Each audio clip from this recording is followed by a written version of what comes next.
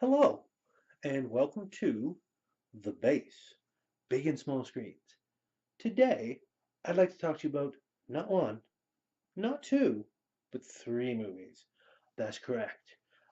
I want to talk to you about The Librarian, Quest for the Spear, The Librarian, Return to King Solomon's Mines, and The Librarian, Curse of the Judas Chalice. These are the three movies that uh, their popularity led to the creation of the television series The Librarians. And The Librarians TV series is a direct sequel to these three lovely movies. Now, I'm going to come right out and say it. Right out and say it. These movies are cheese. Pure, 100% unadulterated cheese. They are a very nice aged cheddar. They are not what I would call in any sense of the movie. Like these movies here, I would not put up against anything in the Criterion collection, for example. I wouldn't put it up against any of the Brick, for example. Brick is an amazing movie. I absolutely love it. I love what it says. Looper, science fiction, yeah, but I love the themes behind it. The Sixth Sense and Unbreakable, two M. Night Shyamalan movies I absolutely adore. Star Wars, the originals, or the new one, The Force Awakens for that matter. Mad Max Fury Road. These don't hold up to that level of filmmaking because they're not meant to. These are not movies that are supposed to be held in that high of regard. They're made with um, a very pulpy aesthetic in the regards of it being like supreme cheese. Uh, this in particular, these type of movies, these bad. I hesitate to call them bad movies because they're not bad movies. They're immensely enjoyable movies, but they're made like a bad movie, if that makes any sense. And that type of a movie that these ones are prime examples of, um, they have the same type of an aesthetic to them that the old pulp novels did back in the day, where it's all gritty hardboiled detectives, femme fatales, and all that good stuff. It's the same type of thing because it's this almost pulpy aesthetic filmmaking where it's not supposed to be held up that high. It's supposed to be kind of bad, kind of cheesy, kind of the dialogue that makes you roll your eyes at it. Uh, it's supposed to be that way, and the movie revels in it. Just completely embraces that aesthetic and runs with it fast, and that's a good thing. So what are they about? Well, starting with the first one, you have a young man by the name of Noah Weil here. That's the actor's name.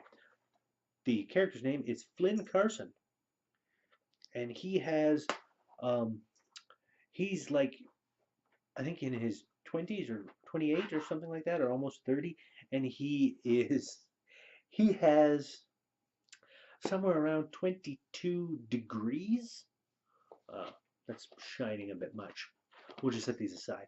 Uh, but yeah, he has like 22 some odd degrees in two of them in Egyptology. Uh, he has a wealth of knowledge. The man is an absolute genius, and he's just been stuck as a student until one of his professors finally gets a little fed up and basically is like, I grant you your degree, you passed, you don't have to finish the rest of your schooling, which he can't for like 6 months because they don't accept any new students. So he's like, go out and see the world and stuff like that.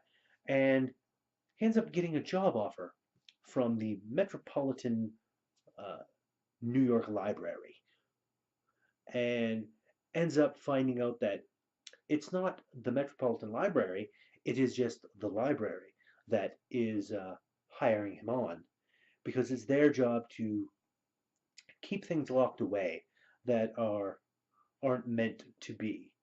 And he ends up going through the job process and finding out, Excalibur's real, the Ark of the Covenant is real and in the library. very much kind of a Warehouse 13 type of a deal. And in that first time, the library gets raided, and they steal one thing, one of the three pieces of the Spear of Destiny that pierced the side of Jesus Christ. So it's his job in the first one to track it down, and he ends up finding the Guardian, um, whose job it is to keep him safe. And then the second one, he gets sent a map by a friend of his father's, and he ends up finding out that his father was actually belonging to a secret organization of Masons that helped hide King Solomon's mines and his secret treasures. So he gets involved in that, and the young lady shows up that he kind of has a bit of a love affair, love interest with, who has 25 degrees and is always correcting him.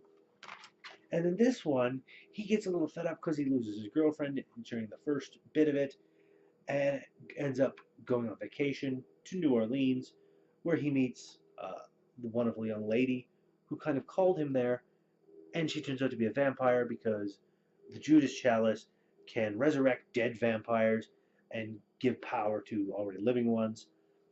And there's a possibility of Dracula, Vlad Tepes himself, showing up. And these are the three movies that were made, all by Dean Devlin. Same guy behind The Librarians television series, same guy behind Leverage, another TV series which I absolutely love. And then you've also got, what's her face here, Bob Newhart and Jane Curtin as a couple of the administrators of the library that kind of help him through things. And they're very much, the whole thing, the whole three are very cheesy. The television series itself is kind of cheesy as well, in that good-natured way that some TV series are. So yes, if you like cheese, if you are a connoisseur of cheese, as I am, check out the Librarian movies. Also check out the TV series, but check out the Librarian movies. It is well worth your time. Good time spent. So I'll leave that there. And as always, if you like what I'm doing here, please give that like button a tap. I would appreciate it. Give the subscribe button a tap if you haven't already, so you can be kept apprised of new episodes of the B.A.S.S, big and small screens, when they become available, and new videos of my other shows as well. And please leave a comment in the comment section below. Let's talk about the Librarian movies. Let's talk about the Librarian's television series, for that matter, because that is going absolutely smashingly. I'm loving it, and all that good stuff. Let's get a conversation going, please. Um, so do all that.